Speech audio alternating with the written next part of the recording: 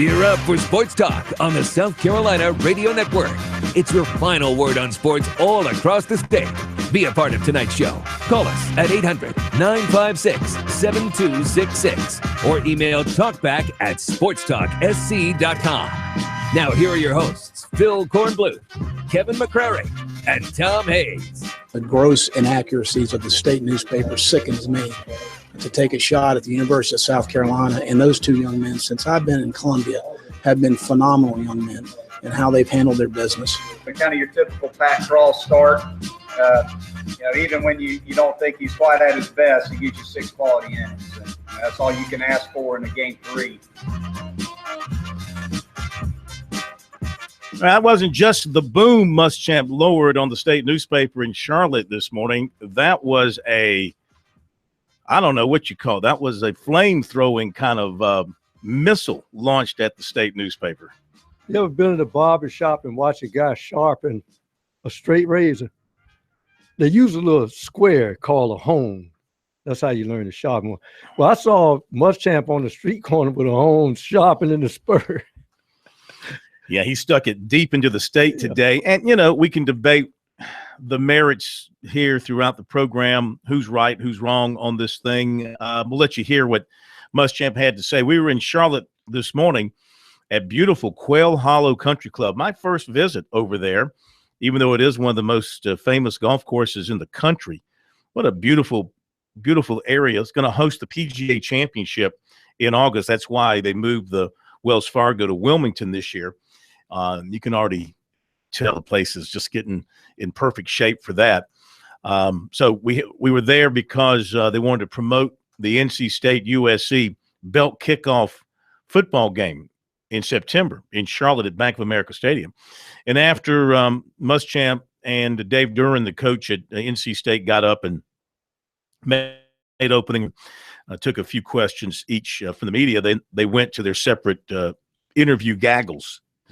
And after a couple of questions about football, he was asked about the players, Debo Samuel, Sky Moore, and how they're going to deal with whatever fallout there is from having your name in a police incident report in something in which you weren't involved. And then, boy, that just teed it up for Muschamp, and he hit it right down the middle of the fairway as far as he's concerned.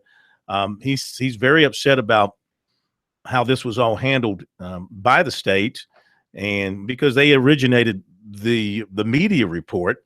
But now, I've been going back and forth on this thing, and, they reported what was in the police incident report. And so the question is I've never really worked the news side, never worked the courts and the legal side. Is it commonplace for media outlets, newspapers, in particular newspapers, because they're the ones who check the police blotter every day, every weekend? They get the incident reports. They get the arrest reports. Is it commonplace for them to take an incident report and report it based on the information that the police, which is public information, it's all public record, is it commonplace for them to do that? Where in the police report did it indicate that the alleged victim was a Marine who had served in Afghanistan? Was that in the police report? Well, I mean, that's a separate issue. That's sensationalizing a story. Yeah, Let's but I'm talking more about the players being identified. Okay, that's my greatest But not concern. only, it's one thing to identify players and say this guy's accused him. Where in the story did it say that they had reached out to USC, successfully or not, to get the other side of it? It didn't say anywhere in that story we reached out to USC for comment, and they did not. Opening in their first story, did they not say they reached out to Steve Fink for comment? I think that was in the second. I did not see that. I could be wrong. I did not see that. In the all the first stories story. kind of run together. Well, I will tell you this, Cohen. I think the rules of journalism etiquette is not used as stringently when athletes are involved, especially college athletes, because, for instance, say it's a politician or a prominent businessman. You're on the horn right then and there for his side of the story, whether it be a spokesman, spokesperson, or that person himself. But for athletes, it's a different sort of thing, especially the college athlete, because he's not a well, I was told almost immediately when that story came out, there were people saying that Deebo Samuel wasn't there. There was conflicting information coming out. Mm-hmm. So you are a reporter. You are a major news outlet, and we all make mistakes. None of us have, sitting here, at least myself, I've made mistakes, but you have to at least get the other side of things. I thought it was, we talked about this a week ago. I thought there were serious questions in the story. It was literally just one side coming out. And when you write a story like that, it is going to take off like wildfire. That. And nationally. Yeah. And you add things like a Marine vet. I mean, the whole image, 2 college kids on the Gamecock football team. Well, actually, 3. Three go into a bar at 3 a.m. and beat up a decorated Marine vet who served our country bravely in Afghanistan. That's going to evoke a certain response from people, more so than just, hey, a couple of Gamecock football players have been accused of assault by somebody at a 5 Points bar. A 24-year-old male accuses these guys of assault. What you're doing there as a reporter. So what bothers you more? The fact that they played up the status of the victim as a veteran? Mm-hmm. Well, no, there was a victim. I mean, a guy was beat up by somebody. He says, but you don't know. We don't know the story. Jalen Dredd has been charged. He has been charged. Yeah. Okay. So we know there was a victim, and now there's somebody's been charged. But I mean, what bothers you more? The fact that they played up his military history, or that they misidentified 2 Gamecock football players? Well, they didn't misidentify Sky Moore. He was there, but one wasn't even there. But he wasn't involved. And had they just waited. They did misidentify Sky Moore because he wasn't involved. Well, he was there at least. I mean, at least he was present. Yeah, but he wasn't involved in an But he was named attack. in the report. Right. So, but the bottom line is, had they done, and I get, we are in a society where newspapers have been cut to the bones. Everybody that cheered the decline of newspapers, editors, and it's an instant society. You have to get it on the website immediately and Twitter immediately. Had this been a story that was properly vetted, it would have never been written the way it was written initially. And it's not just a state newspaper story. I mentioned this last week. The NBC Sports, the college football talk, they had a headline that was irresponsible. The headline about USC's top wide receiver and linebacker get involved in bar beatdown of Marine who served in Afghanistan, with a big picture of Deebo Samuel, who wasn't even there. I have to be careful because, I'm guilty of the same thing. I was irresponsible once, many times, but irresponsible in a similar type story many years ago, as I've already talked about here with Derek Watson. And, didn't vet my information completely and made a mistake one night on the show. But when I found out I was wrong, I quickly went back and recanted and apologized and the whole deal. That is what Muschamp is waiting for here. Well, you'll hear, I don't want to, going to let you hear what Muschamp had to say. He's going to take you behind the scenes with him and explain what he did with the state newspaper and what he would like to see, what he expects to see, which he may never see. Well, Cohen, K-Mac and I were looking at each other when the story first broke, and we're saying, it was almost like we were thinking the daily double, your best wide receiver, your best linebacker. Who would have thunk it? Yeah. Yeah. And look, suppose the headline would have been Dredd, so-and-so. Would they have played up the story? Just a former here's the thing. Player who wasn't even a significant Let's just player. say this incident occurred, and it was just a couple of other guys that got in a fight with this individual, and the newspaper stumbled upon the incident report. Would they have reported that as well? Well, I mean, these are public figures, for better or for worse. No. That's you're missing my question. If it were not public figures, no. If it was not public, no one would care. I mean, if it was a fight between just 2 bar patrons, that happens every night in 5 Points. And those don't make the newspaper. Even if there's a police report, though. I mean, even if there's a police report. You have fights all the time, but not all of them result in police. Well, a lot of them do, but they don't end up in the paper unless it's a public figure. If it's a state senator or somebody, I mean, it's newsworthy had it been true, but you have to vet the other side. They never got the other side. They put one guy's version of the story. Are they wrong for reporting what the police said without verifying the other side and getting the other side? The police didn't say it. One guy said it to the police. They have to make a report. All right, we'll be right back.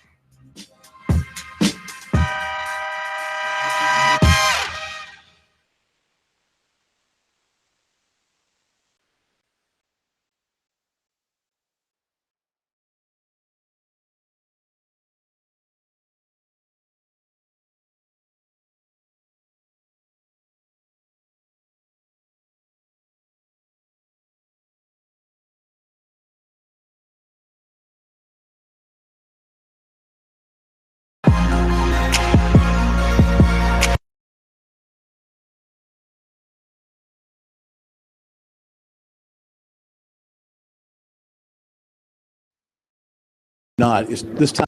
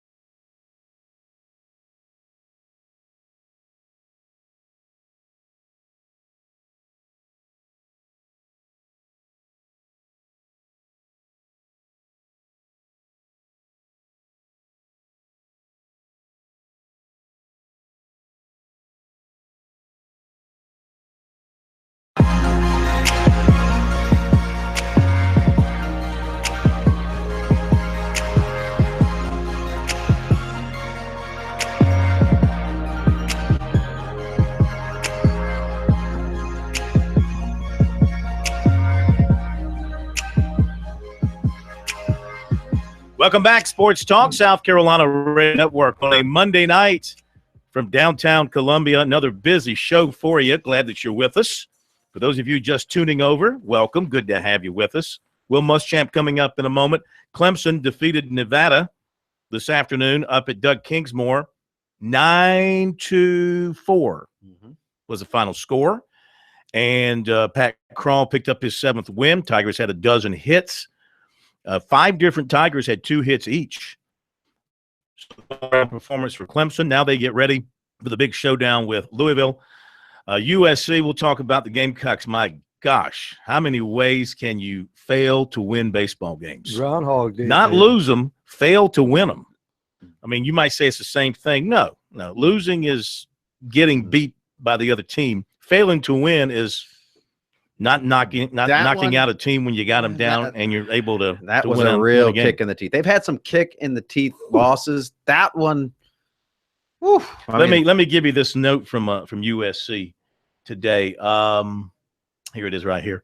USC has only lost 4 games this year by 4 or more runs. The Gamecocks are 13-15 in games decided by 3 runs or less. 16 of the 24 SEC games have been decided by 3 runs or less, and the Gamecocks are 5-11 in those games. That's a trend. Groundhog Day. But I mean, about last night's game, everybody wants to blame the coach. So what did Chad Holbrook do wrong? The missed call at first base, that's not his fault. That was a terrible call. Yeah, and horrible. why that play can't be reviewed, I know they review scoring plays at the plate. To me, they should review any play that results in a score that, if overturned, would take the score off the board. That's a play, had they reviewed it, it would have been overturned. Williams' foot clearly never came off the bag. And you could see all the air come out of the balloon. It was painful to watch Chad Holbrook on television. He looked like a broken person. I mean, he's out there arguing, which he does, and then he's pacing back and forth in the dugout. The next inning, they were 10 minutes after the fact, and he's sitting there shaking his head, red in the face, just stewing over this. And you know the team senses that, and they're just pressing over there. They are absolutely pressing, no confidence in these tight games, and I think they're expecting the other foot drop a lot. He did get the call Friday night, though, when they did. But I think the thing that hurts you, Corn, is guys, when they score 6 runs, you think they're going to win the ball game. And when they get a good pitch game, they don't score enough runs. Yeah.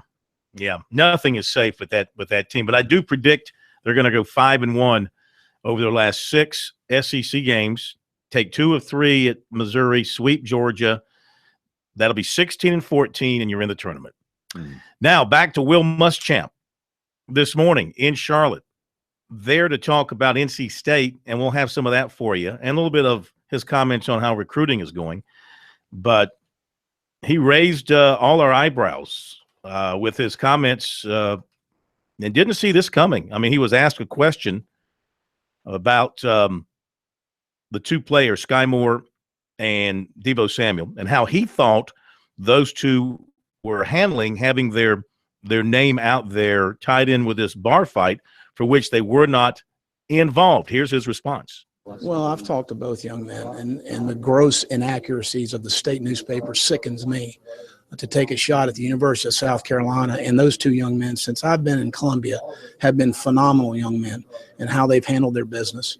They've been no issues for me. I talked to both of the young men on the day that the article was printed, and Deebo said, "Coach, I wasn't there. I trust our guys." He wasn't there. And Sky said, "Coach, I was there, but I didn't feel like I did anything wrong. I tried to diffuse the situation." The investigating officer commended Sky. Let me say that again. Commended Sky on his behavior and how he handled a very hostile situation. Okay.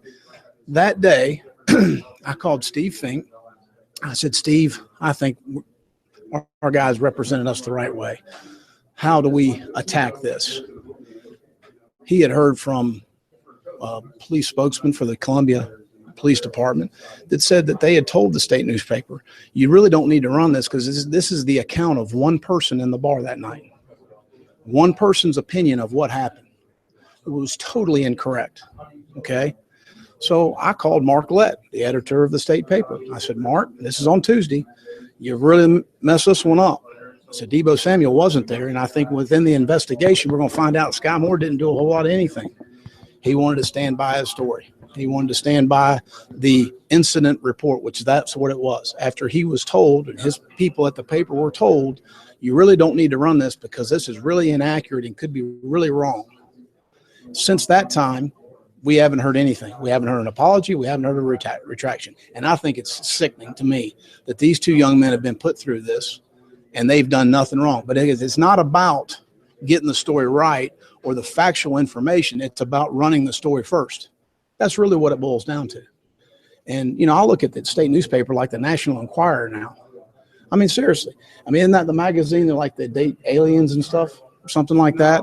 I mean, they come up with these sensational stories that aren't true. And then they don't back up anything with factual evidence to say, "You know what, we were wrong on this situation." But it's gross to what they've done to these 2 young men. And, we expect an apology or a retraction. And I don't know that we've had one. Maybe we've had, I don't know, but I don't know. I don't subscribe to the National Enquirer or the state paper. So it doesn't, really affect me until something comes across my radar. No offense to any of you guys that write for the state or the National Enquirer. That kind of publicity accurate or not, is this time of year when you're out recruiting, is it something you have to deal with? Well, your assistants, they're on the road. Do they have to deal with that in the schools? But you're still involved as far as the recruiting process as the head coach with a mother that wants to call and find out what exactly happened. It's unfortunate in our time and age that a student athlete is generally guilty until proven innocent. And that's not the legal system we have set up. You're innocent until proven guilty. And unfortunately, the way a lot of stories, and I'm not painting any of you guys, that are portrayed is that the young man obviously did it, and then we've got to prove that he didn't do it. I trust our guys. Our guys said they didn't do anything wrong, and that's what happened. Is it easier maybe for younger guys than maybe some, maybe yourself, some of the coaches to probably move on and get past it? Because I can see obviously you're very upset, but for Sky and Debo, do you see them being able to just move on? They'll be fine. I mean, Sky's been through so much this year. You talking about a guy that's had football taken away from him, didn't know if he's going to play again, has a major surgery, was shut down for 6 months. I mean, these guys have been through a lot. They'll be fine. This is just something that just angers you as a parent and angers you as a coach, because I don't treat these guys any different. I treat my own 2 kids at home. And when somebody takes a shot at them like that and doesn't own to a mistake and say, you know what, we made a mistake. And we all make mistakes. We're not perfect either. As coaches, as players, our guys have made some mistakes. We own it and we move forward. So it is what it is. I just disappointed that, the inaccuracies can't be corrected and won't be admitted to. That's the frustrating part for me. All right, there you go. Will Muschamp, his comments about the state newspaper and the handling of all of that at the bar in 5 Points back on April 29th, I think it was, early in the morning on that Saturday morning. So he's looking for and I think what really, he said that he reached out to the publisher of the newspaper and said, hey, here's what I know, and you might want to wait. This was on Tuesday. Now, what was the night? This was Tuesday of last week. Mm-hmm. So what night was it he was in York where he said Debo Samuel, was it York or Spartanburg he was in where he said? Well, I thought he was at a Gamecock Club No, it stop. wasn't York. It was somewhere else. Was it on Tuesday night? Yeah, but it was Tuesday the story broke. The story broke Tuesday afternoon. The story broke Tuesday afternoon. Mm-hmm. Story broke Tuesday So he's afternoon. saying Tuesday, before the story broke, he contacted the publisher of the State. Well, he didn't say before the story broke. Well, he didn't say whether Tuesday. it was before or after, but he said Tuesday. So when the story was out there, he clearly, or maybe even before, maybe before. We don't know. Yeah. I mean, I got the impression there that it might have been after it had been written, but the bottom line is that call should have been made to Will Muschamp, to Steve Fink, to the university before the story runs. You can't just publish one side of the story. That's journalism 101. Mm-hmm. You get both sides of the story. And when a serious accusation like that comes out, you have to make every effort to get the other side of it before you publish it. If not, this is what you risk happening. And that's his frustration. And frankly, I get that frustration. Oh, absolutely. I understand what he's saying. I'll be right back, or we'll be right back. More sports talk coming up.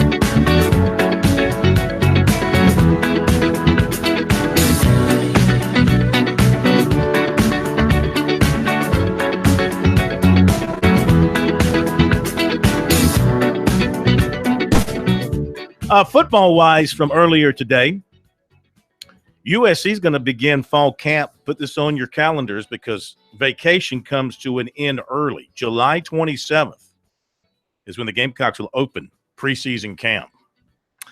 The two junior college signees, Kinlaw and Thompson, have both enrolled in school for Maymester, so they can go through all the work this summer. No other major news coming out of Muschamp. We'll have more from him coming up for you a little bit later. Also, Dave Duran, coach at NC State. He's a real barrel of laughs. Yeah, between these two guys, I think I counted 2 smiles towards the media. Yeah, I remember I was at an ACC media days, and I never had any interactions with him, and he was one of the guys they were bringing to me for a one-on-one, and everybody on the NC State beat was like, good luck. Enjoy that interview. That's going to be a tough one. I've got a little one-on-one with him, and he was fine. Yeah, he wasn't as bad as they made it out. But, I was prepared for the worst. Sounds like he's got a pretty good football team. Muschamp said that their defensive front is outstanding. He said 4 will play on Sunday. Well, think how close they were to knocking Clemson off in Death Valley. I talked with Coach Doran about that and changing history. Believe me, he hasn't forgotten that. We got that for you tonight. We'll hear some from Amani Lee after the team's win today over Nevada. And now they get Louisville, ranked number 2 in the country, this weekend for 3 at Doug Kingsmore. Tigers are now 4 games back of Louisville in the divisional race, but still looking fine as far as postseason and hosting. All right, 800-956-7266, the number. Email talkback@sportstalksc.com and on Twitter at SportsTalkSC. Your phone calls are certainly welcome. Lines are open for you. We go to Glenn in North Charleston. First up this week on Sports Talk. Glenn, how are you? Welcome in. Well, thank you, Mr. Cornblue, and I'd like to wish a good evening to all your there. How y'all been doing? We're doing fine, sir. I was wanting to make a comment. How big a distraction is this going to be for not only the baseball team they had with the Samuel incident and more, but the football team here rebuilding and everything? And here the state paper does a major no-no. Would you think a lawyer be in the works, or the school's going to provide the lawyer in this case, or what do you think is going to happen with this? I think all the school wants is a not necessarily an apology. That'd be fine, but a retraction would be better, and just something in the public record. Yeah, is what they would like to have. No laws were broken for them to sue. First of all, you have public figures, and if you're these football players, even though they're amateur, they're public figures, and they would have to prove that the state newspaper intentionally published that story knowing it wasn't true, and then they would have to prove damages. It cost me a first-round NFL draft pick. So both of those things are very difficult to prove, which is why public figures very rarely successfully sue. Now, it happens, but it has to be blatant, and this wasn't a case of blatant disregard. I mean, it was, in my opinion, just an incomplete story by the reporter. And it should also be pointed out, the beat writers, the sports beat writers, did not write this story at the state newspaper. The people that cover the Gamecock football team day in and day out were not the ones that wrote this story. It came from the crime desk. So when we talked about it last week, before all of this came out, that it did not seem like a complete story. It seemed like a one-sided story at 3 a.m. at a bar in 5 Points. Shocking that somebody would misidentify people. We don't know. We still don't know what happened, what led up to it. We kind of got some pieces from Muschamp where Sky Moore was actually diffusing the situation. There's no question an incident happened, but it did not involve the two people, the two main names that were pointed out in that story. Well, here's the latest story from this afternoon from the state. As Jalen Dredd turned himself in to face a charge related to the assault, he is accused of punching a man several times in the face after an argument inside the bar early hours of April 29. This according to CPD, which on Saturday said officers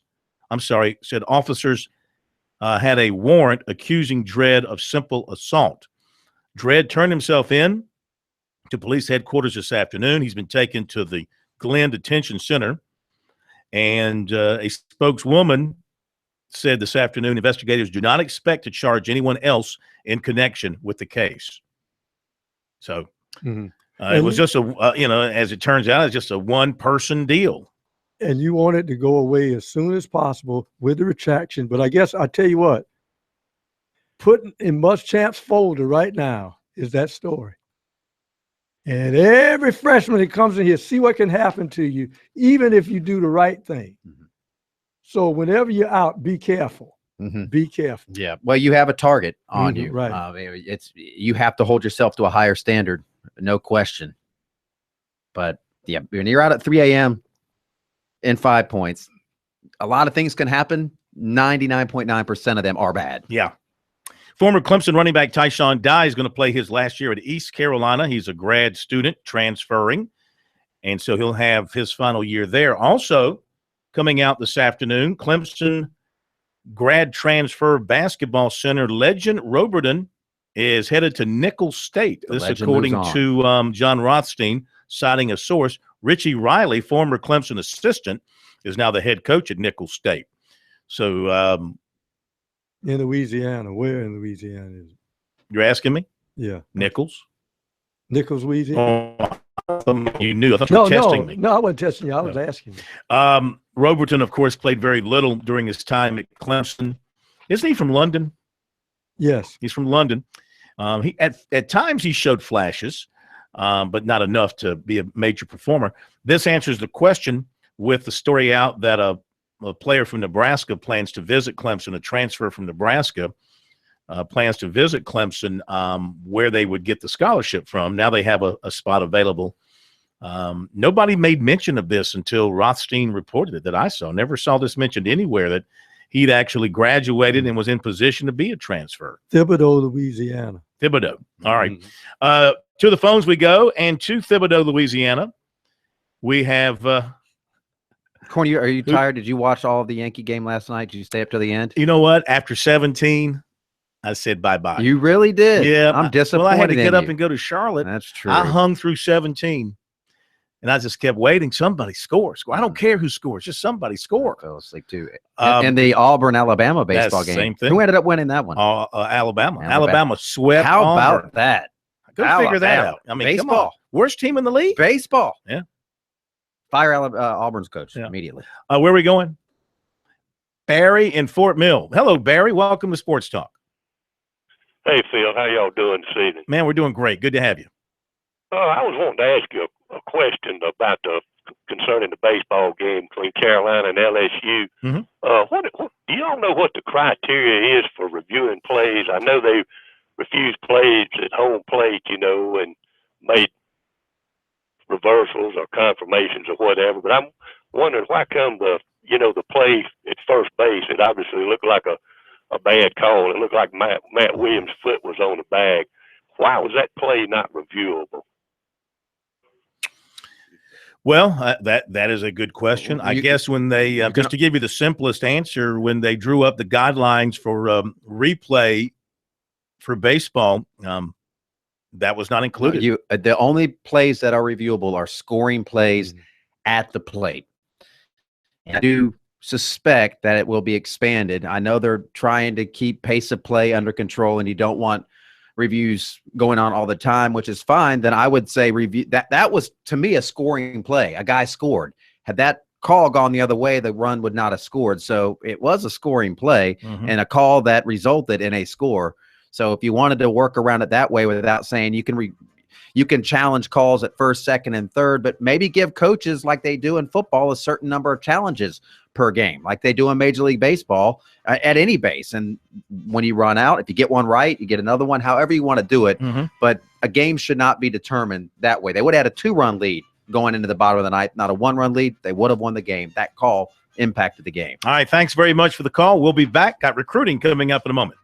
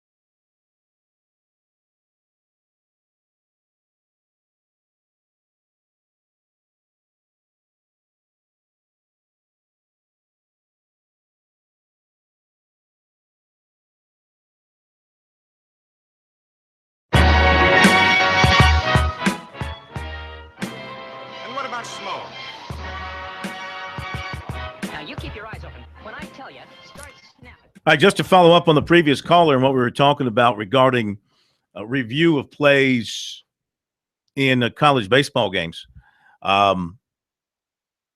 Plays include, that can be reviewed, deciding if a home run is fair or foul, if a home run ball left the field of play, if a spectator interfered on a home run, if a ball that hits past first or third is fair or foul, and if a fielder made a catch on an outfield fly ball, and, of course, the play at the plate that we talked about earlier.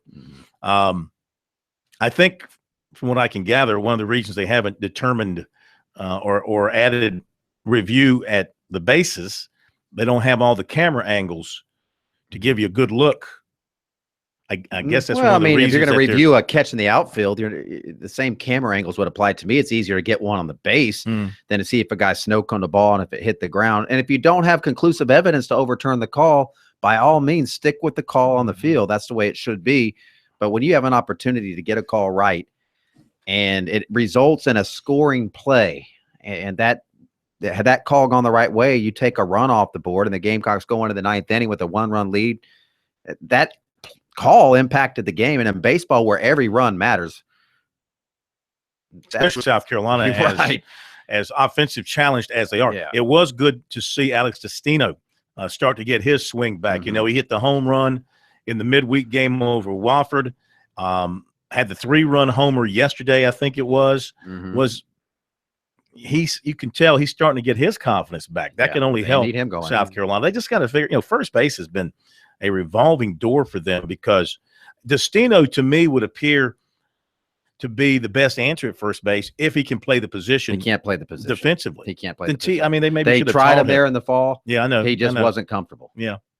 So they've tried Williams over there, but apparently he can't hit. He can field, but he can't hit. Player. Yeah, but they put Cullen over there, and why he did can't they pitch? Hit. I mean, the Gamecocks dodged some bullets in that game. I mean, there was the circumstance where they pitched to LSU's best hitter late with a base open, runners on second and third, 2 outs. And they pitched to him, and he hit a missile that Williams snagged and made the out. But had that not happened, it wouldn't have even mattered about the missed call. So I just think the Gamecocks they're desperate. Tommy Moody summed it up on the radio broadcast I was listening to as I was driving around yesterday afternoon. Somebody has a Gamecock voodoo doll and is sticking needles in it repeatedly. Yeah. Somebody's they're just jinxed this year. In the 8th and 9th inning. I don't know. They're getting paid back for all the good things that they're getting paid back for. Jackie Bradley taking that close call against Oklahoma that could have been called a strike, end of game, no history made. And the double play with the catches. Yeah, I mean you're paying back that now. The baseball gods giveth. The baseball guys take it away. That's the thing about it. We've seen teams year after year. Clemson did it last year. When you win in the 8th and 9th inning, somewhere they're going to skate. They're going to come back and win, and it can go the other way too. Absolutely. All right, let's give you the recruiting report tonight from over the weekend. Linebacker Dax Holyfield of Shelby, North Carolina, top linebacker prospect of several schools, including USC. He is at the top list of USC, Virginia Tech, North Carolina, Florida, Florida State, LSU, Stanford, and Notre Dame. Even more precisely, he has singled out USC, Virginia Tech, and North Carolina. He's been to most, if not all, of his favorites, with USC, Virginia Tech, and North Carolina hosting him multiple times. Talking to his coach, Lance Ware, at Shelby, he said he really believes that Holyfield changes his mind almost daily. He thinks he's wide open. USC and recruiters from many other schools have been through to see him so far this month. And his coach says that he thinks he's wide open at this point. And USC's made a concerted effort with Holyfield and has built a strong relationship with him so far, according to his coach. He thinks that's the strongest thing that stands out with South Carolina, the relationship with Muschamp, Hutchler, and Bentley that he has developed from the visits there and for them going in to check on him. This spring, besides visiting USC, he went to Virginia Tech, North Carolina, Florida State, Florida, LSU. He's going to Stanford May 20th, and Notre Dame wants him to visit in early June. He's been there in the past. He's also been to Penn State and Alabama. Ware said Holyfield is yet to set a date or establish a timeline on a decision. He thinks South Carolina, North Carolina, and Virginia Tech have been on him the longest. And he said then some of the other schools have come in, and he's given them the opportunity to get in front of them too. So he would not anticipate a decision this summer. He thinks he's going to take his 5 official visits during the season. He says he's an excellent player.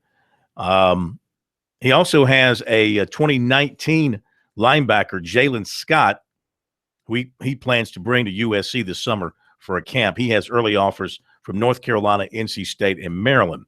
Athlete R.J. Roderick of Cane Bay said over the weekend he now plans to graduate early from high school, enroll in college in January, so he's moving up his decision timetable. On the paperwork for early graduation, he has until June 7th to identify his college of choice. So he plans to make his decision before that, about 2 to 3 weeks from now. Clemson is now in the conversation for him. As a running back, Tony Elliott has been in touch, and they're talking about him as a potential running back target for the Tigers as they seek to add one in this class.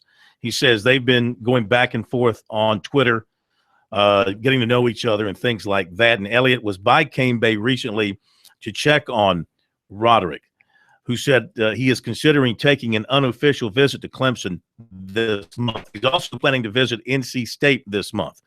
USC has been the leader for Roderick, is recruiting him as a safety. He said nothing has changed with the Gamecocks' position as far as holding the lead with him right now. He most recently visited USC for their social event on April 29th. Besides Clemson's Elliott, Roderick says recruiters from Georgia Tech, Eastern Kentucky, Furman, Florida State, and Miami of Ohio have been through. He's picked up recent offers from Wake Forest, Furman, and Coastal Carolina. Latest news on defensive back Michael Hughes of Garden City Junior College in Kansas should come in the next 2 weeks. That's when his grades will be posted, according to his coach, Jeff Sims. And he says that they're waiting until he finishes, and then he'll see what South Carolina wants. He says it really comes down to the grades. And then Mike, he said, will have several offers. He said he really likes South Carolina, and he said USC's in regular contact. Defensive back to Kerryon Joyner for Dorchester Saturday announced his final 2 as USC and NC State. Of course, he's already made his decision and commitment silently. Plans to announce the decision on June 18th. USC in the top 5 with linebacker Quay Walker, Cordele, Georgia, with LSU, Alabama, Auburn, Florida. USC offensive line target Jerome Carvin, Cordova, Tennessee, offered by Virginia Tech. Defensive back Kyler McMichael, Duluth, Georgia. Final 5 of Clemson, Auburn, Tennessee, Georgia, and Alabama, according to AuburnSports.com. Linebacker Michael Harris of Tucker, Georgia, announced the top 7 of USC, Ohio State, LSU, Florida, Georgia, Alabama, and Auburn. USC offers over the weekend. Defensive back Gilbert Frierson of Miami. He's a Miami commitment. Tight end Glenn Beal, River Ridge, Louisiana. Offensive lineman Jesus Gibbs, Dumfries, Virginia.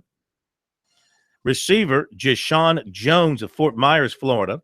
And 2020 defensive back Malik Faust of Charlotte. Over the weekend, Minnesota defensive end grad transfer Galen Elmore announced he'll go to East Carolina for his final season. He also considered USC. More basketball, 6'10" Chavez Goodwin, former Hammond standout, is transferring to Wofford from the College of Charleston, where he played 1 season. And 2019, 6'7" Joey Baker, Fayetteville, North Carolina, visited USC Sunday, according to Corey Evans of Rivals. There you go with the recruiting for now. Anything we see of interest, we'll pass along to you. Check it out on the website, SportsTalkSC.com, and on Twitter. Use the hashtag STRecruiting to take you to our info. Top of the hour break. We'll be back. More from Muschamp. Also, we'll hear from Monty Lee. We'll take more of your calls, too, right here on Sports Talk.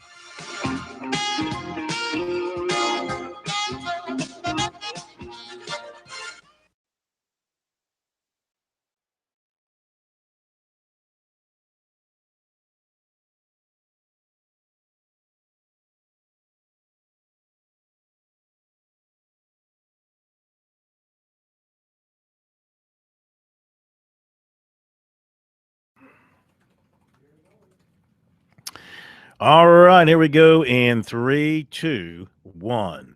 Linebacker Dax Holyfield of Shelby, North Carolina, is a top linebacker target for USC.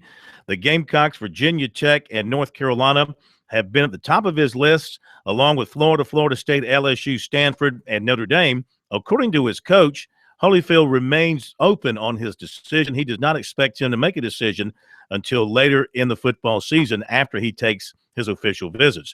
Athlete R.J. Roderick of Cane Bay now plans to graduate early, and thus he's moved his decision timetable up to within the next couple of weeks.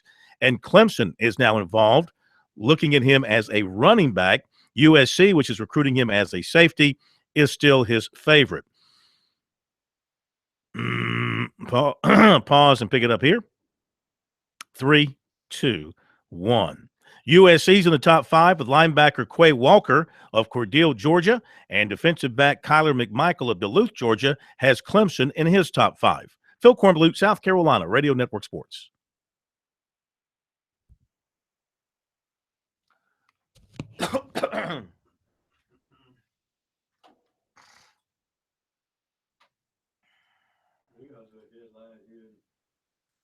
SportsTalkSC May Rips reporting. Oh, yeah, it's on ESPN.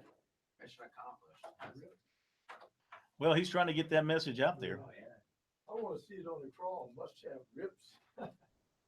State newspaper.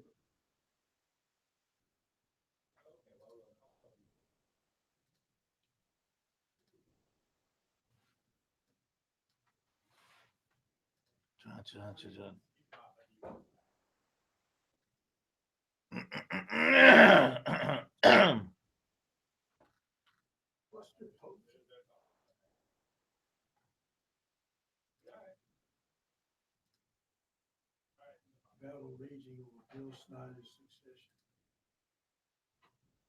Over who? Oh, Kansas State.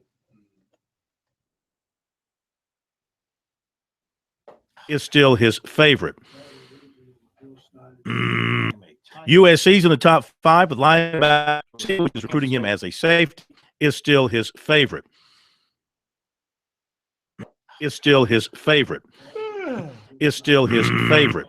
USC's in the top 5 with linebacker, which is recruiting him as a safety, is still his favorite. Say what? Is still his favorite. All right, here we go in 3, 2, 1. Linebacker Dax Holyfield of Shelby, North Carolina, is a top linebacker target for USC. Linebacker Dax Holyfield of Shelby, North State, LSU, still his favorite. USC's in the top 5. Linebacker Quay Walker of Cordele, Georgia, and defensive back Kyler McMichael of Duluth, Georgia, has Clemson in his top 5. Phil Kornblut, South Carolina, Radio Network Sports.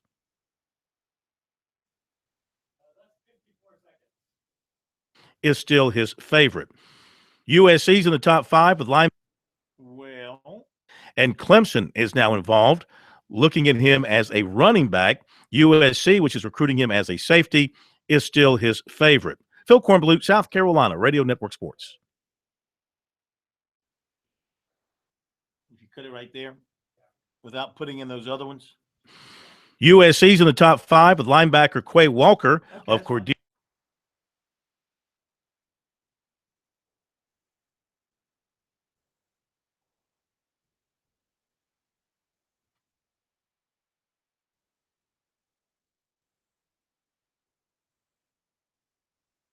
Well, I guess while he was in Charlotte, Muschamp went over to see Feinbaum. Well, this is a very personable and candid interview by Feinbaum with Muschamp today. One of the better off-season interviews I've this year, whoever Brad Powers is.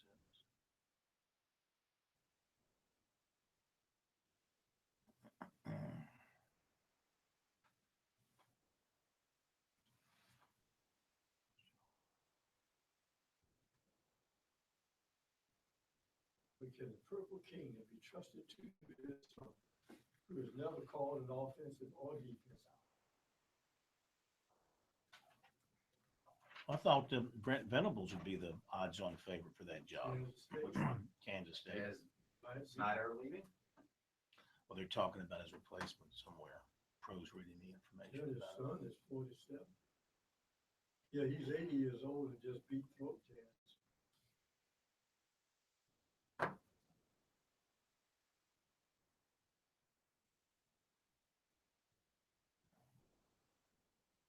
Linebacker Dax Holyfield of Shelby, North Carolina, is a top linebacker target for USC.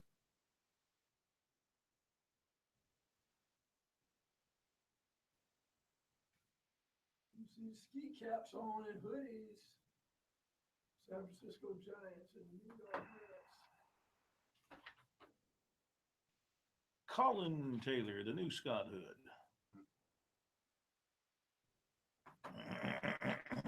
The first assignment is to go to the saloon. Mm-hmm. Do a report. What? Tebow signs extension with The Fireflies? No, ESPN. A side gig. I've decided to stay at the Fireflies my entire pro baseball career. I'm sure the Fireflies would be absolutely fine with that. Yeah. They're Keep chilling. selling them. Have you been to a game yet? No, we were going to go Saturday. Shoot, I saw the highlights of one of the games. Tebow looked so damn thick, he made everybody else on the field opposition look like midgets. And I had tickets for the opener, but that's when I was fighting off that stomach. Oh, Jared gave me his thing. Friday night, I got hit me Friday night about 9 o'clock and dizziness. Hit me with dizzy. Oh, I get that. Yeah. And then I felt nauseated, but I never threw up. And, oh, not another freaking offer. The game kind of stop offer. I got that. And then I woke up, well, yesterday I started feeling a little cold-like symptoms, so I've been taking some stuff. Whooping cough. I know one thing, I'm tired. And that's what it catches if you don't get your rest. Come back and talk some more, update a few notes. And then we'll probably do, let's do Muschamp on state, and then we'll do Doran on the next one. Yeah. We'll talk a little bit, see if we can generate some more calls. Maybe Glenn will call back. The Yankees making that. Huh? Yankees making that Middle America tour. Now they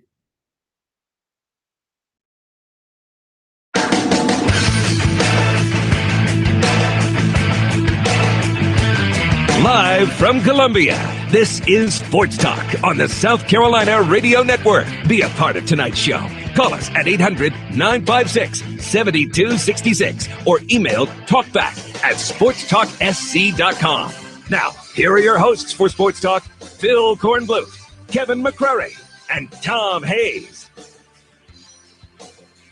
We're back, Sports Talk, South Carolina Radio Network from downtown Columbia. Phil Kornblut, K-Mac, Kevin McCrary, the Professor Tom Hayes, Jar March, Jared Rogers Martin. The phone number 800-956-7266. We invite your calls. Our email, talkback@sportstalksc.com, and on Twitter @sportstalksc. A few things to pass along to you that we haven't gotten to yet. The new baseball polls for this week. Clemson dips a little bit in all the rankings. D1 baseball, the Tigers are at number 8. D1 baseball, they're number 8. Baseball America, they are at number 11. And by the coaches this week, the Tigers check in at number 7, 8, and 11. Oregon State's number 1 in all 3, and Louisville number 2, North Carolina 3, Texas Tech 4, and Florida 5. That's by D1 baseball. So they're jumbled up in the other polls as well. So the Tigers get the number 2 team in the country coming into their place this weekend, the Louisville Cardinals.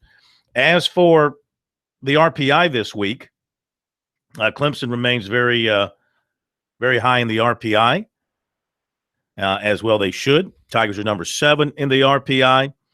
They have a strength of schedule of 28. South Carolina in the RPI moves up. They went from 32nd to 26th by losing 2 out of 3, but they were playing a higher RPI team on the road. The Gamecocks have a an RPI strength of schedule of 2, and their non-conference strength of schedule is 8. So when it comes to making the argument about playing a very difficult schedule, the Gamecocks can certainly point to that. You got to win some games. Yes. Just can't say, gee, we played some really good teams, lost a lot of those games. Got to win them. Also, Coastal Carolina this week now 63 in the RPI, and Winthrop is 77 in the RPI this week. You take a look at the standings. As I mentioned before, Clemson 4 games back of Louisville in the ACC's Atlantic race, and Wake Forest is 5 games back. Florida State, 8.5 games back. They're not having a great year. They're 11-12 in ACC play. On the other side, North Carolina's got a 5-game lead on Virginia, 6.5 game lead on Miami. The SEC, Florida's a game up on Kentucky. The Gators are red hot. They've won 9 in a row. Vanderbilt's 3.5 back. USC is 5 back. In the West, Mississippi State's a game up on LSU, 1.5 on Arkansas, 2 up on A&M and Auburn. Very tight in the West. South Carolina 9th overall. So they are, they're right there. They cannot afford slippage. They'll be playing in that play-in round. I think they're going to avoid that. I think they're going to finish 16-14 in league 16 play. would be a big number. Yeah, that would get to. That would get them in. Winthrop is a half game up on Liberty in the Big South. Presbyterian's only 2 games back. They're playing well. Blue Hose having a nice year. Colonial Athletic, Charleston on a 4-game losing streak, 1.5 back of William and Mary in the Colonial. Southern Conference, Mercer, 3.5 up on Western Carolina. Furman's 4.5 back. And in the Sun Belt, Coastal Carolina's a half game back of South Alabama in the East. Coastal on a 5-game winning streak. Won all their games this past weekend. All right, Will Muschamp in Charlotte today to get all kind of hand signals. Yeah, we got time. Will Muschamp in Charlotte today for to meet the media to promote the game against NC State on September 2nd, 1 o'clock to open up the season. NC State, in his eyes, good-looking club, especially with their group up front. They're an older team, and that's where he sees a major difference. 5th year for one coaching staff, his 2nd year, the age difference big here. I think we have 10 seniors. Obviously he's in his 5th year. I'm in my 2nd, so that's the difference. And when you're, there's attrition anytime you take over a new situation. So we've had our share, certainly. But when you're able to recruit your guys and have that be a part of, going into your 5th season, you own the guys that you have there on campus as far as the talent level, the ability level, and the character. And that's something you see at NC State. How big a factor will that be on game day? I think the experience. We're going to have some new faces, especially on the defensive side of the ball, playing in this environment against a really good football team. So there's no doubt that it'll be an experience issue for us early on to make sure we don't ask our guys to do too much and think instead of just reacting and playing the game.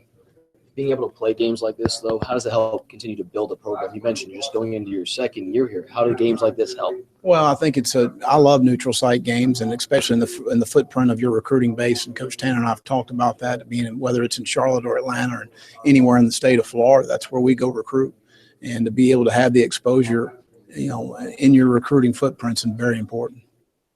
I know it's a long way off till the game gets here, but just thinking about them, what kind of concerns will they Well, they're very disruptive. They're very athletic.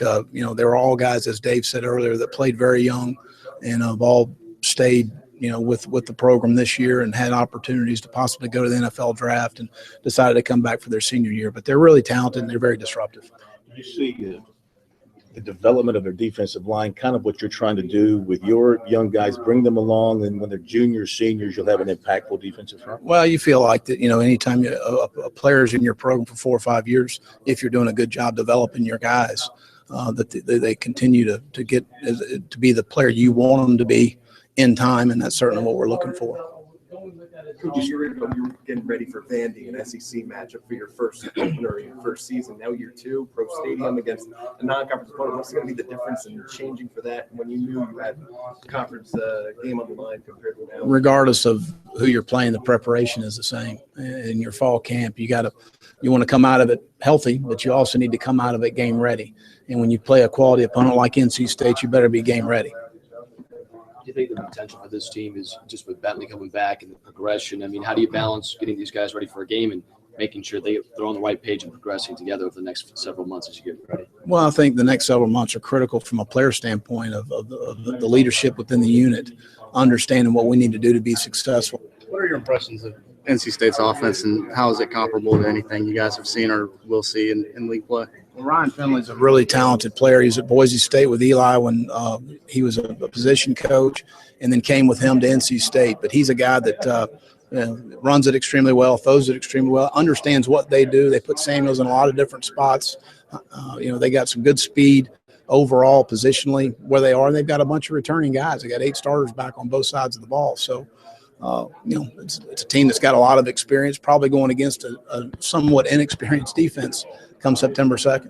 Is their style comparable to anybody you guys seen in the league? They mix it up a little bit with some two-back, and they do a lot. They got a running quarterback that comes in. They do a nice job. They stay balanced in what they do. They stay physical in what they do.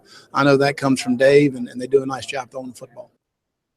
All right, Will Muschamp from earlier today. We'll hear from Dave Doran coming up. But, yeah, he's impressed with NC State, especially the guys up front.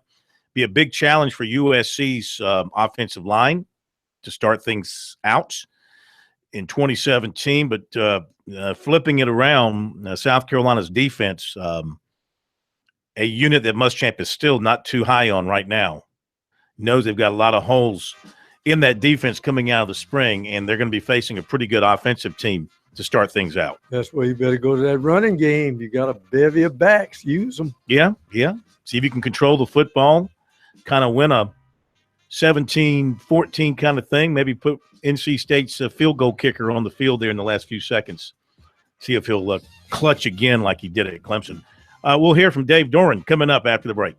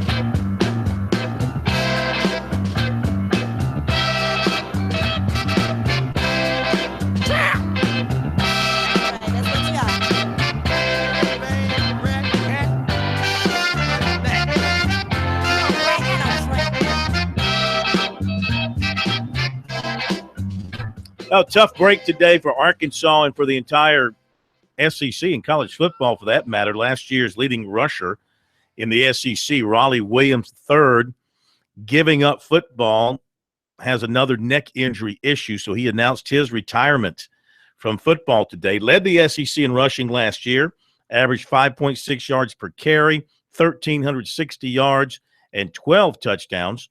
1 year after missing the 2015 campaign due to a neck injury. So tough blow there for Arkansas and for the SEC. The NCAA women's regional golf tournaments began today in Columbus, Ohio at Ohio State. USC's playing there.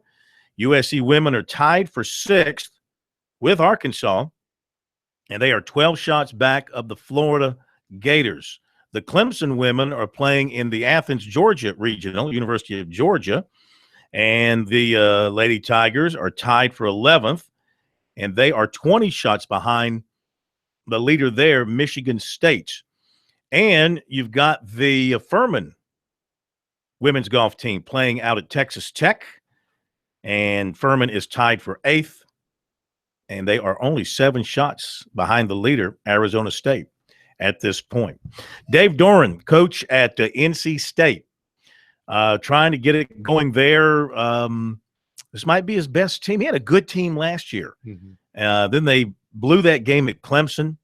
Things kind of slipped, recovered late to have a decent finish. And he likes to look at this team based on what he was saying today. It's an older team. I think he said like 21 seniors on this team. You heard Muschamp talking about the defensive front, the quarterback, and all that. And I had a chance to catch up with him at today's press conference in Charlotte and ask him, first of all, about South Carolina and facing an offense that appears to be improved with Jake Bentley and his thoughts on that. What are your early thoughts on Jake Bentley, South Carolina's offense, and what issues they can bring to the table? Because it looks like their offense could be pretty potent. They've got good talent. I was really impressed with their running backs in their spring game, just watching that. And Bentley, just to see what he did as a true freshman is impressive. He's got good receivers, tight ends to throw the football to. So, and, you know, I know how it is going from year 1 to year 2. There's a lot of improvement in your team. The matchup up front with your defensive front, Coach Muschamp very high on your defensive linemen. What has brought those guys along and made them a force up front? Well, I think they're coached well. I think our strength staff does a great job, and I think the guys we have in there are committed. They've gotten bigger. They've gotten stronger. They work at their craft, and it matters a lot to them. They practice the right way. So all those things wrapped into one. I mean, they were good players when we recruited them, but they were undersized. They had to gain weight. They had to develop. They had to learn the game, and they've done all those things. You guys last year had such a great start, and then you had the misfortune at Clemson. Yeah. Things kind of got away from you a little bit there. What was that like trying to get over that? It was challenging. You know, I mean, when you lose at Clemson and on a one-play deal and it emotionally gets you a little bit. I was proud of our guys. Finished winning 3 of our last 4, beating our rival and winning our bowl game. So we're able to get them back, but it was a challenge. I mean, that was one of the hardest things that our players and coaches have had to do. And, you know, we're better for it. I know that. We got a bunch of mentally tough guys. You realize that kick could have changed history. Yeah, I know. One play. That's football, though. As you said, you finished strongly, so they kind of learned from that, maybe matured, realized, you know, going through some tough times makes you a better team. Oh, I think adversity is what makes you who you are. You know, I mean, you either cower and run from it or you stand up and fight, and I thought we did. You know, we stood up and fight and fought, and there's no doubt if you asked our players, they wouldn't want to relive it, but they're tougher because they went through it. What do you expect from a Will Muschamp coach team? They'll be sound. They'll play hard. They'll be tough.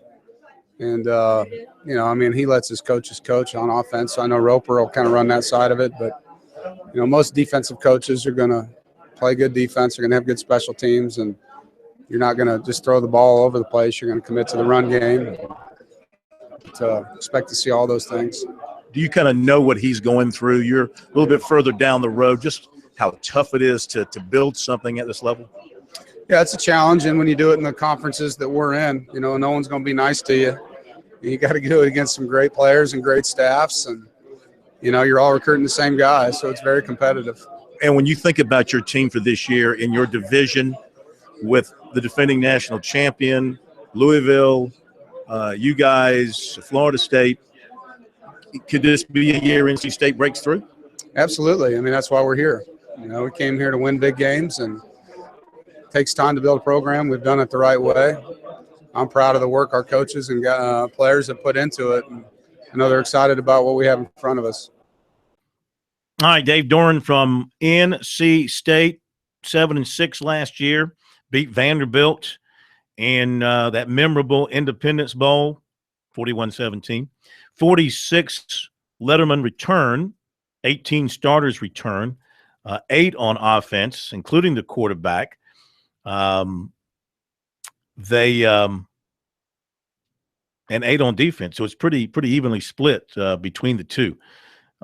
Good-looking team, no question about it. Going to be a big-time challenge for the Gamecocks to open up that season.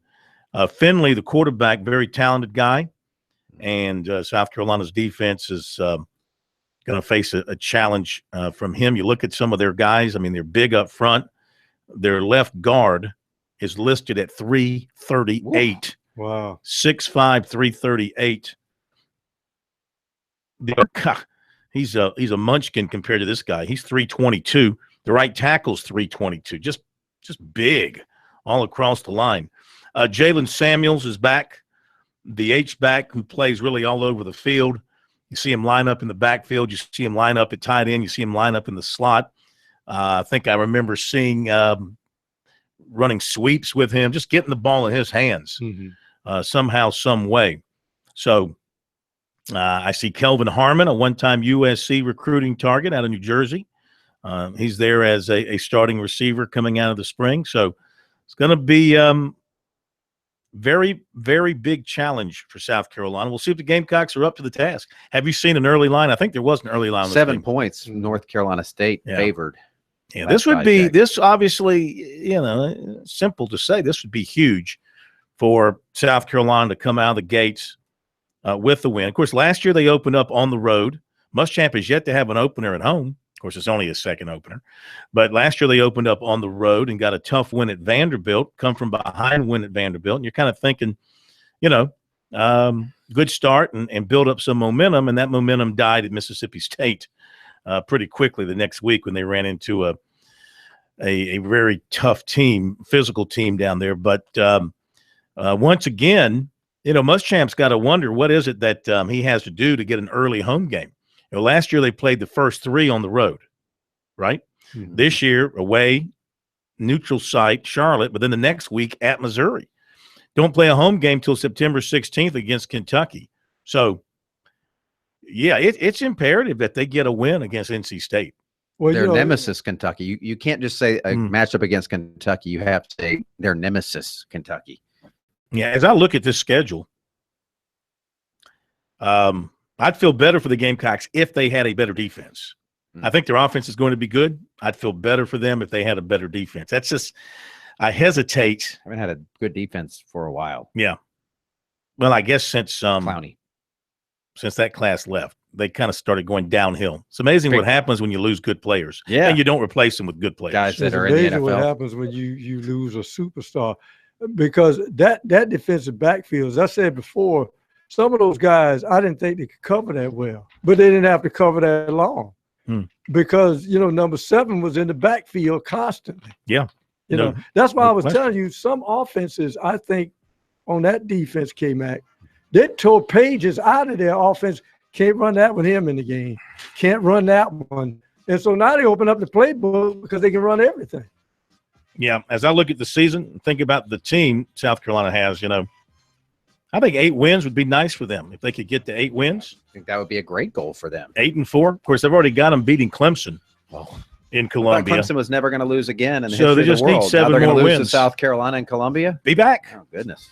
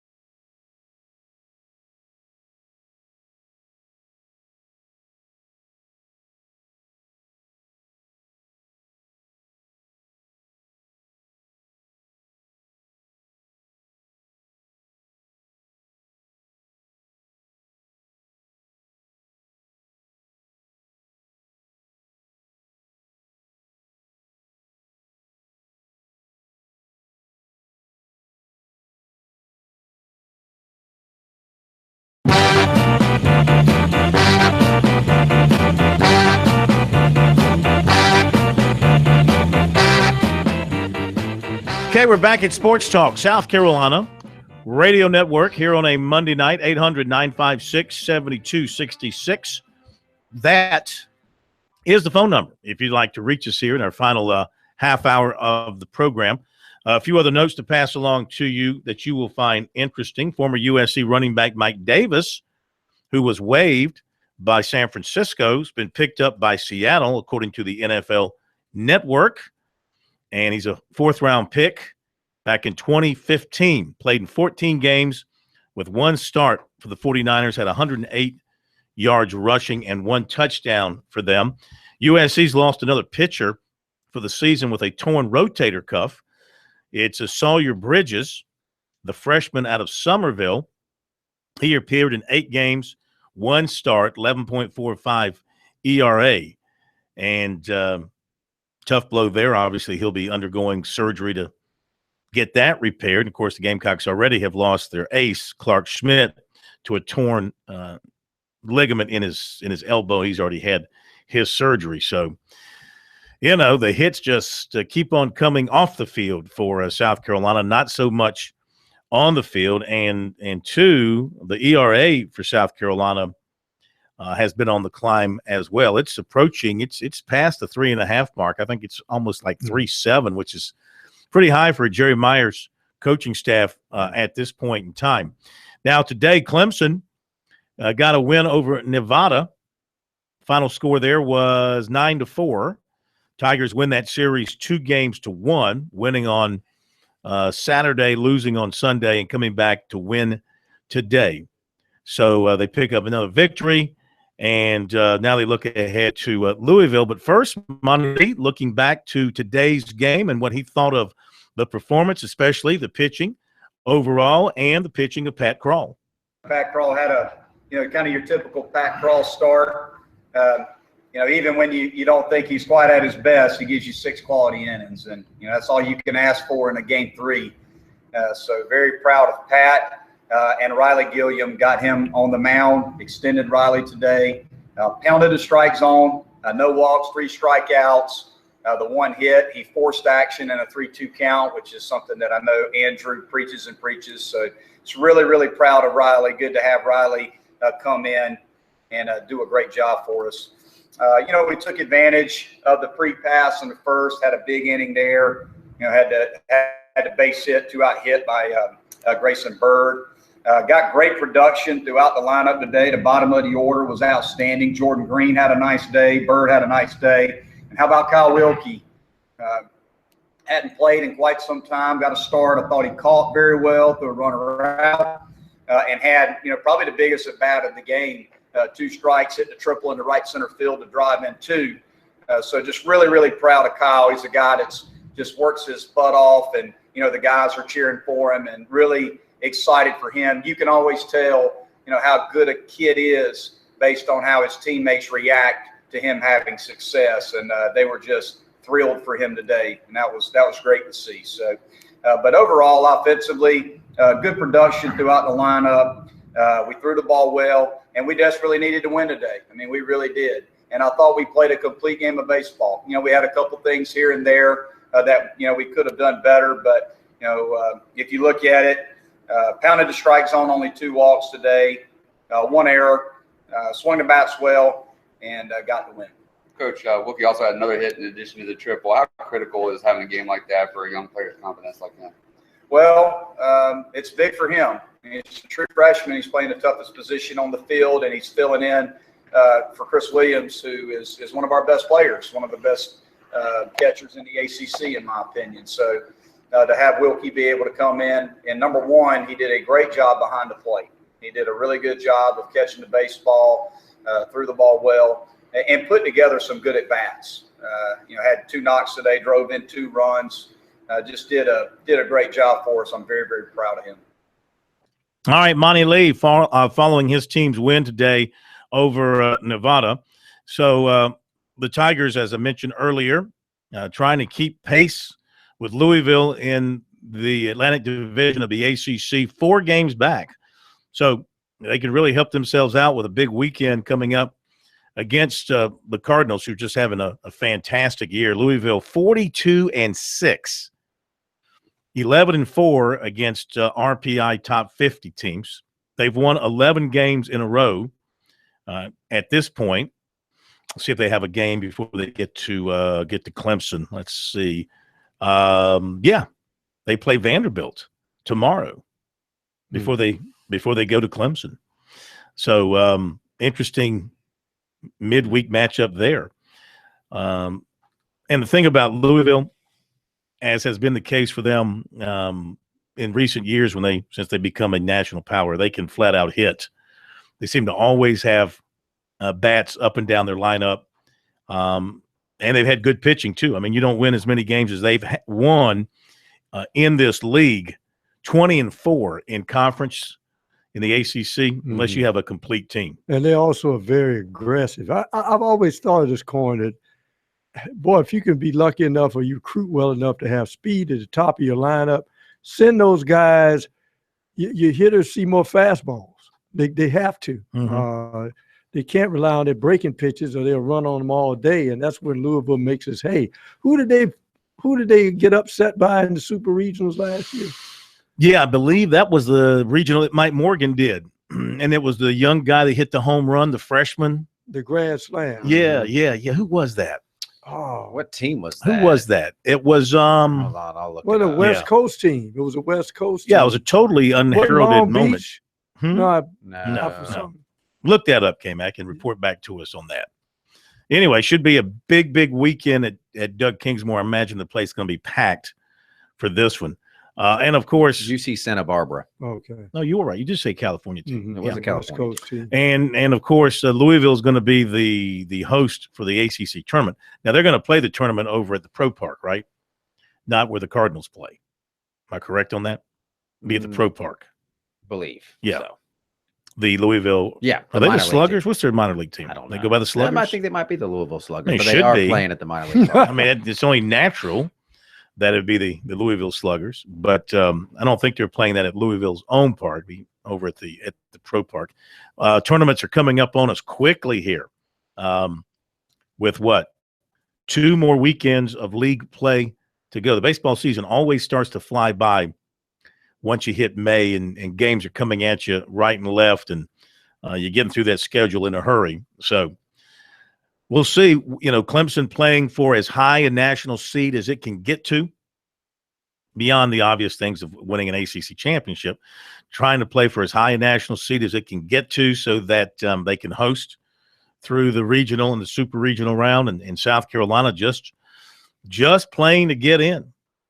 But I think it's pretty simple for the Gamecocks. Missouri is a team that got off to a great start, and they do have the one big-time pitcher who can shut you down, but they have struggled of late, and I think it's a series there for the taking for South Carolina. Missouri, 29-20, 9-15 overall. They're only 15-12 at home.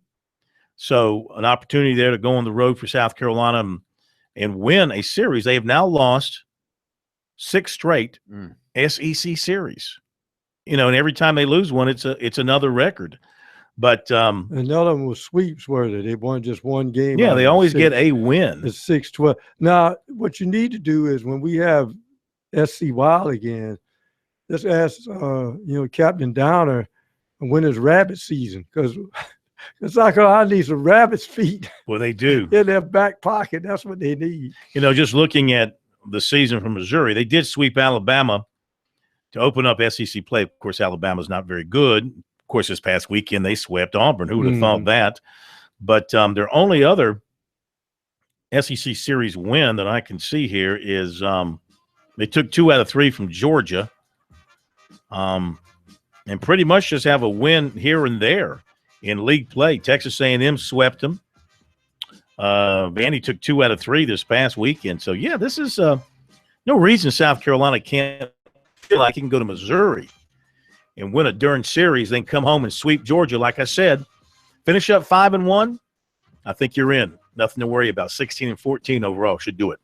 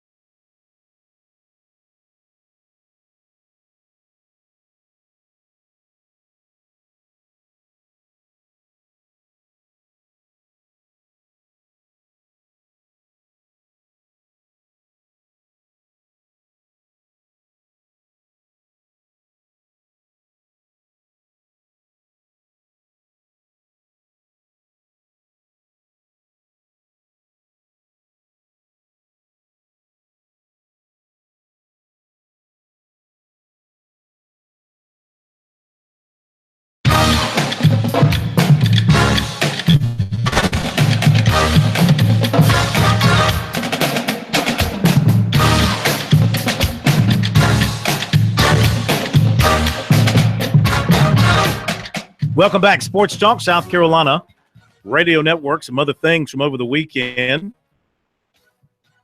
Nice race at Talladega. You can always rest assured we're going to have a close finish at Talladega and Daytona. Restrictor plate racing is going to come right down to the last corner. Ricky Stenhouse Jr., how about that? He got his first win before Danica got her first win. So congratulations to the happy couple. I guess she's happy. I guess she's not jealous. Hopefully she's happy for him. I'm sure she's happy. I would think she'd be happy for him. Ricky Stenhouse Jr. holds on. Terrific finish. A lot of late maneuvering, going 4 wide there in the last lap or so, coming down the stretch. Stenhouse made a terrific move to get to the lead and was able to block and hold on. So a very popular win for him. First one of his career. Many a driver, unheralded driver, has won his first race at Talladega because, not necessarily about the driver's talent, though you take talent to go 200-something miles an hour, but with the draft and just being in the right place there and getting the right push and getting the right help from somebody. And he got that and was able to hold on. So that was good. Did not watch the Derby, but wouldn't you know it, let's see, the Derby was won by a horse named something Dreaming. Always Dreaming? Always Dreaming. Always Dreaming. And I saw a tweet where Dabo was interviewed before the race and was asked to pick the winner. And I think he looked down the list of the horses and said, of course, Always Dreaming. I'm serious. That's what I read. Yeah. And I'm thinking to myself, can this guy do anything wrong? It was the favorite to win, though. Huh? It was the favorite to win, though. It was a favorite. Oh, it was but the favorite. Dabo didn't even know that. Always Dreaming's my horse. Yeah, I was pulling for Patch. Patch? Yeah, there's a horse. How about the one that started bucking right out of the gate? Thunder or something. Yeah, I mean, he's like, I'm not racing today. I'm not interested in this. I want to go eat some oats. I thought he was hurt. I was like, uh-oh. There we go. That horse is going to be visiting Barbaro by the end of the night. That's what happened to Barbaro. She was okay. Barbaro bust through that gate before they opened it. And I saw his leg hit. I said, that horse is gone. Back when Barbaro suffered. Let's hold on. I don't like to talk about Barbaro. I get well, okay. I get emotional. K-Mac, you always been torn up about that moment, haven't you? Wish I had a gunshot sound. Now, isn't it interesting that NASCAR doesn't drive when it's raining, but they'll let them horses out there, all the patches of water. They should let NASCAR race in the rain. Put some rain tires on there, put some windshield wipers, and go at it. Why not? Well, we know Danica would never win them because we know women can't drive in the rain anyway. So that would absolutely eliminate her from consideration. What else? NBA playoffs. Yeah. Boy, Celtics. Whew. What a weird series this is with Washington. I'm afraid. I mean, Washington has cleaned our clock in all 4 games. They just couldn't hold the lead in the first 2 playing at home. But you got home court advantage. We do. But, I mean, again, Washington has had big leads in each of the first 2 games in Boston. They go back to Boston Wednesday. I can't guarantee myself that if it happens again, the Celtics are going to be able to turn it on. Made no shots the other night. Again, the rebounding was terrible, atrocious. I don't understand.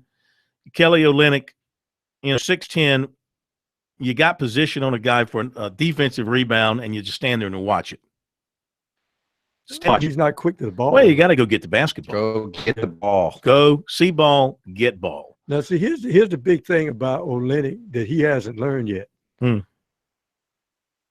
He was so thick, but what I've always told people, if you look at rebounding, go back and go to the dark ages and just get film of Wes Unseld.